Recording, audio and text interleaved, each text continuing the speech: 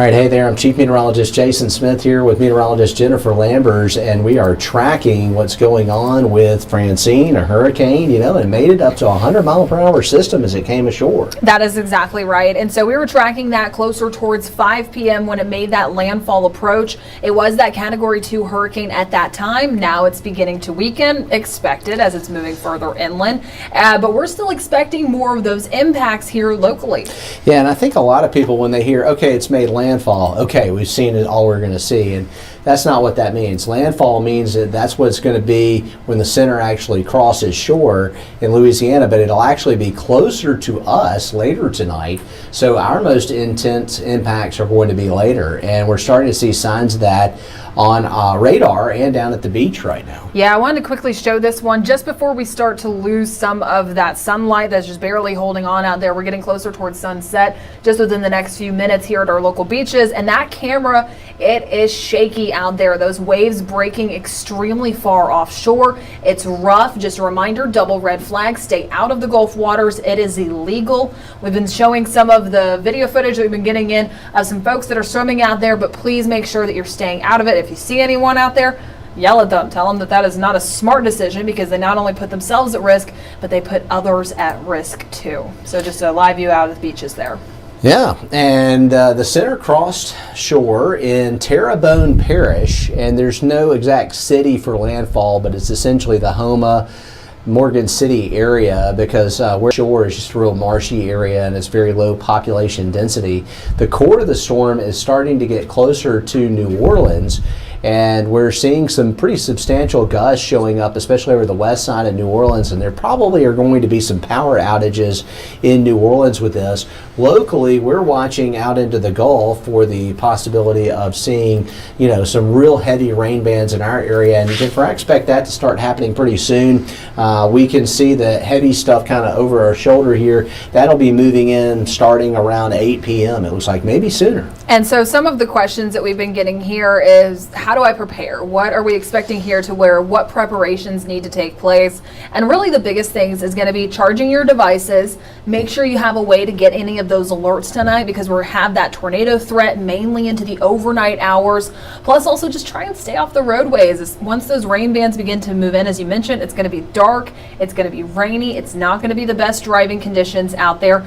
And anything that's outdoors that could easily be blown away, go ahead, bring it inside. You don't want to lose it. Yeah, we're talking about tropical storm conditions here. We're not going to get a hurricane here, but 40-mile-per-hour gusts can move things around a little bit. So definitely something that we want to keep an eye on there. Also, the storm tide, and we're going to get into this in this deeper discussion. That's most likely going to happen tomorrow morning, because the winds have to kind of veer around out of the south, and that happens tomorrow morning along with the astronomical high tide that's like a 2-foot tide at 6 a.m. That's when we're going to see coastal flooding. So Bayway Causeway commuters, just a heads up that you will see delays heading into tomorrow. Even if you just take the Bayway every day, imagine all of the Causeway commuters that you typically see. Because of that closure, all of those cars will be taking the Bayway instead. So leave early tomorrow. Go ahead and plan on some of those lane closures, some of those delays in case you're heading to work on your Thursday. Again, we are anticipating that the Causeway will be closed for some time tomorrow morning, even after that tide begins to go down, just because they're going to have to get crews out there to clear off some of the roadways. Ariel Mallory was talking with some of the AlDOT folks earlier that were mentioning that it's probably going to be late morning, closer towards lunchtime, that we could possibly see it reopen. And other areas like the west end of Dauphin Island, Alabama Port, Shell Belt Road, Coda and Viola Battery, the mouth of Dog River, probably won't see quite as much coastal flooding along the eastern shore, but I think Mobile County and then Jackson County, Mississippi, some of those areas. Here's a look at it right now on the infrared satellite picture, Jennifer. And so what's kind of interesting, the structure of the storm's changing. There is some drier air getting entrained, but on the northern flank we're seeing some dark colors over New Orleans, and that's that bursting of heavier convection near the center still. And that's more of what we're going to be anticipating later on for this evening, more of those rain bands pushing closer towards us. So that's why we're kind of waiting for that threat here locally. New Orleans is really seeing those impacts at this time, more of that heavy rain, that tornado threat closer towards the Louisiana coast. But as we get further into the overnight hours, You may have stepped outside. It's just a little bit of a drizzle out there. We're noticing some of those breezy conditions beginning to pick up, but only expecting more of those conditions to ramp up overnight. And so with the structure of the storm, one of the things that's going on here is that we're seeing shear taking place out of the west, and so that's bringing some drier air in, and that may wrap some drier air on the southern flank, but it may lopside the system a little and throw all the moisture over on our area. That's exactly right, and so that's also why the Futurecast models, they've been in a little bit of a disagreement, mainly in tomorrow morning's picture. They were leaning towards some of that dry air wrapping in and helping just to see less rain heading into tomorrow morning, but there's a look at that water vapor that Jason was just mentioning. And that's why there were so many factors at play here with mentioning what Francine was going to be looking like at that landfall approach. The National Hurricane Center all day today, they had knocked it down to that Category 1 hurricane projection, and then just an hour before landfall, it was upgraded to that Category 2. As Jason mentioned, it had some of that convection on top of it, so it gave it that last little boost of energy to get those sustained winds to 100 miles per hour, and so that was the reason for really in the last hour of Francine being over the water, it became that Category 2 hurricane. And we're in Storm Tracker alert mode here on Fox 10 News. We're going to keep a crew here overnight. Pretty soon we expect meteorologist Nicholas Urboso to be in the building. He and I will be watching this closely overnight, and if we see, of course we're going to have Fox 10 News at 9 p.m. and then again at 10 p.m., but we're going to have extended coverage as necessary. If we start to see tornado warnings, that kind of thing, and we have impactful weather, we're going to break into programming. Here's a look at it right now. Winds are down to 85. This is the 7 o'clock advisory, so it was at 100, now it's down to 85, but it's still a hurricane. The forward speed is actually good. It's moving northeast at 17, so the faster it moves, the less likely it's going to sit in one area and have those compounded impacts. We saw that with Sally, where it sat in one spot and you had all that heavy rain and it just went on for like 24 to 36 hours. That's not going to be the case with Francine. That's exactly right. It has more of those steering forces with it. It's going to get it in and out of here. And also something else to note too is that it was 100 miles per hour at landfall, but now it's 85 miles per hour. It's only been over land here for a few hours. Once it continues to push into southern Mississippi, we're expecting even more of that weakening. And so that's why we have those tropical storm warnings in place here, because we are going to be getting more of those tropical storm force conditions, not the hurricane conditions here. And there are two reasons why it's falling apart. One is the fact that, the source for these tropical systems is warm water and the latent heat release. And so you take it away from the Gulf of Mexico and it loses its source. But upper levels, we've got dry air and shear pushing in from the west. And so that sometimes you see a tropical system that really takes a while to wind down. Not going to be the case with Francine here. We've got plenty to show you, so we're going to get right into it here. And I want to talk about what the models are suggesting, and this is the graph version of the Futurecast. And while the center may kind of be over New Orleans by 10 p.m. or a little northeast of there on the North Shore, the convective bands could end up right on top of us here well to the east. Yeah, and so that's really what's going to be playing a factor in tonight's forecast. That's where we're going to start to track some of that heavy rain that's pushing in, those tropical storm force winds, plus also that tornado threat that we'll be tracking heading into the overnight hours, only continuing heading into early tomorrow morning. But I mentioned that dry air that the Futurecast models are really leaning towards to start off for your Thursday. So take a look at 8 a.m. tomorrow. Mobile, Baldwin counties, possibly even seeing some of the peaks of sunshine to start off as you're stepping out the door. But as you approach further towards the east, near Panama City, the Big Bend region, they're still experiencing more of those showers before more of this pushes into northern Mississippi and Alabama, really bringing those impacts closer towards Montgomery and Birmingham. We're clear and quiet heading into tomorrow night. So we will see our heaviest rain and our storms this evening and into the early morning hours. By the daybreak, the rain will be gone, but our storm surge values will actually increase into early tomorrow morning. I've seen this a bunch of times with tropical systems where there's a little delay, especially when you have a fast moving system, but this is coinciding with the astronomical high tide, and so we expect the biggest surge later. That'll be around daybreak, even as the rain's wrapping up. Models are all in really good agreement with where this thing is going. It's going to kind of just pull right up across southeast Louisiana and head up into Mississippi, so we've got a really good looking forecast there. We do see it going stationary as we head up into the mid-south, up around Memphis, but it'll be out of our hair at this point. Now, checking out Francine, 65-mile-per-hour winds as we look at it. We've got it crossing up by 1 a.m. right near Louisiana, Mississippi line. It'll likely no longer be a tropical storm by midnight, perhaps sooner. You know, even the 10 o'clock advisory, I'm going to see this thing disintegrate very, very quickly. And then from there, it moves up into northern Mississippi, and the impacts are going to be over with fairly quickly for our area after the tides begin to recede tomorrow afternoon. That's exactly right. And as you mentioned, kind of stalling out there a little bit in the mid-south, we can see once it gets closer towards northern Mississippi into the Memphis area, it's just going to be hanging out between Thursday at 1 p.m. to even that Friday at 1 p.m. timestamp. So really expecting a soggy situation towards that direction. But in the wake of Francine, once it makes that northerly approach, as you mentioned, we're just going to have more of that moisture just beginning to suck up into Mobile Bay, in addition to the high tide that we're going to be dealing with. And so that storm surge, the impact's going to be felt early tomorrow morning. Plan that for your commute, and especially if you live along the coast. We'll talk about the wind a little bit. This is probably going to be the lowest impact thing we're going to see with this system would be winds, and there are some gusts to about 40 miles per hour offshore one of the buoys. Obviously, New Orleans getting wind gusts over 50 miles an hour right now. We've seen gusts with some of the offshore platforms up in the 80s. Locally, I'm expecting wind gusts 40, maybe some 50 mile per hour stuff. But this is not going to be a huge wind maker. I mean, it's just not coming right over us. And the tropical storm force winds should be in place by 9 p.m. And so this is what I was mentioning earlier. Just make sure that you have that stuff outside that's tied down, just if it could easily be blown away. So I've been seeing some of those Halloween inflatables out there, the fall decorations, your trash cans. I know my trash day is tomorrow. I'm not putting it out tonight. I'm going to wait till tomorrow. And so just those things that could easily be blown away, the patio umbrellas, any of those flag poles that you might have out there. It's best just to play it safe. You don't want to wake up tomorrow and it be missing. Well, I guess that's what you get for putting up your Halloween stuff in September.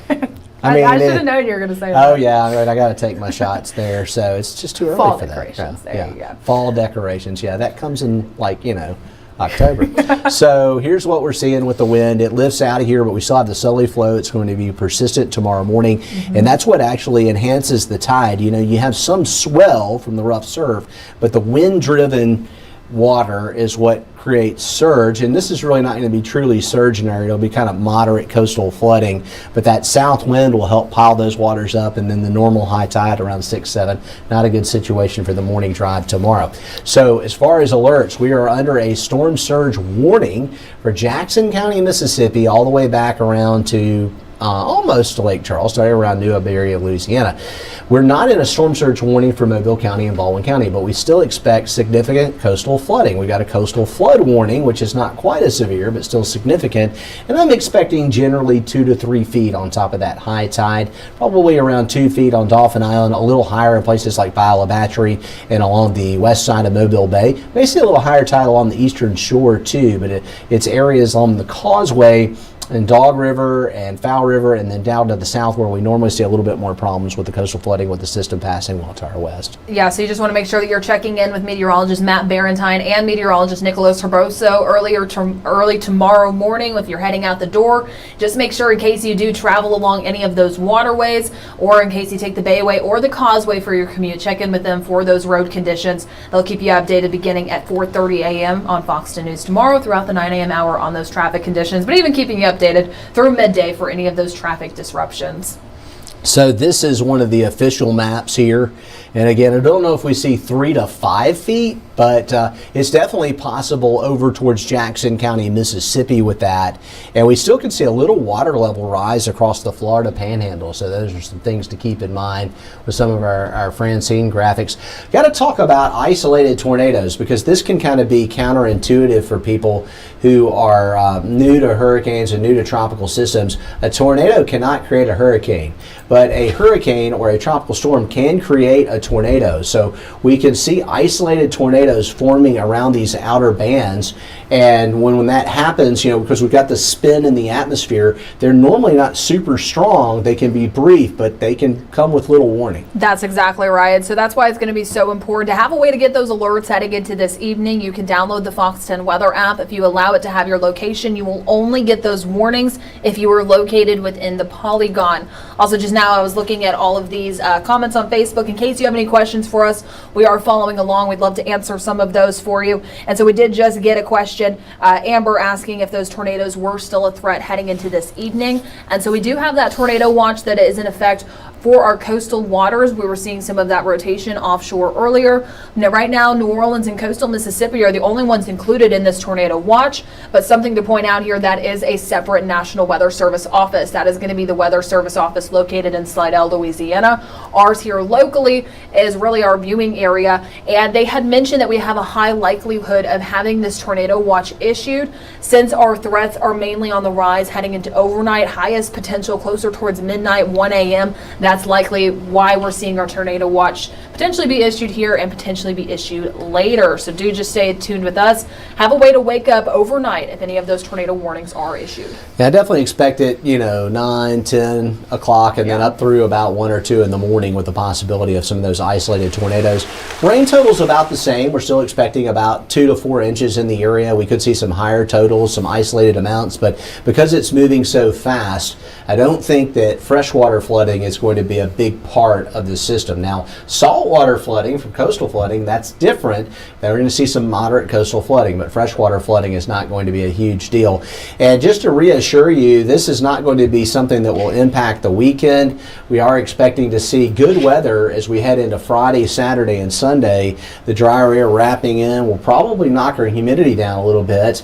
And the days are going to get a little bit hotter, but our rain chances are low, only 20% on Sunday. A lot better there. And so really we just have to get through tomorrow morning. That 80% that you see on the Thursday forecast, it's mainly going to be for the morning. We'll start to see some of those improvements by the afternoon. They turn a bit more isolated heading into the evening once we continue to be in the wake of Francine. I was just continuing to monitor some of your comments here. Ada was saying that the lights are blinking off and on where she is located, and that is something that we were expecting heading into today. The power outages, still something that could happen, but those power outages can happen with any sort of thunderstorm here that we have to deal with on the Gulf Coast. It doesn't take much to break some of those tree limbs out there, so it's best just to go ahead, double check that your devices are charged just in case.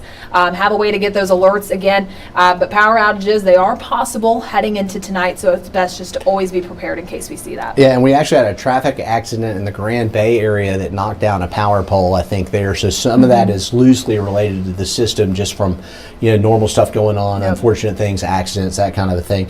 But I wouldn't be surprised to see some spotty power outages in our area. But this is not going to be a crazy wind event where the entire city of Mobile, the entire eastern shore is without power. It's most likely going to be localized. Yep, so just something to keep in mind, always best to be prepared. All right, so we're pulling it up on radar now, and we wanted to talk about, where's the rough stuff, and it's still offshore. It's over the Chandelier Islands here, and once that stuff starts to come in, I'll freeze the radar for you here so you can see exactly where we expect this to have a bigger impact. And looking at it here, it looks like most of the bad stuff is going to be going on over Dolphin Island and short term, and then eventually it's going to be more of an issue further to the north. So we're definitely looking at the possibility of rough weather in the area as we head into the overnight hours tonight. And we're going to have gusty winds. We're going to see a little coastal flooding. It certainly looks like an active weather situation for our area.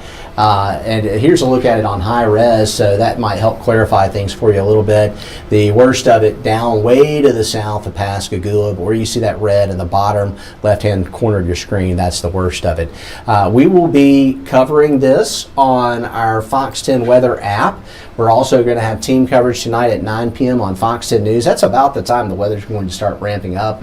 So we'll be keeping a close eye on the weather situation as it goes downhill for a while. We expect to see active weather overnight tonight across the Gulf Coast. That's exactly right. And also I did see some questions there on some of those school closures that are in place for tomorrow. You can always double check what's open and what's closed on fox10tv.com. We'll continue to update that list throughout the evening if any of those changes are made. Thanks for joining us.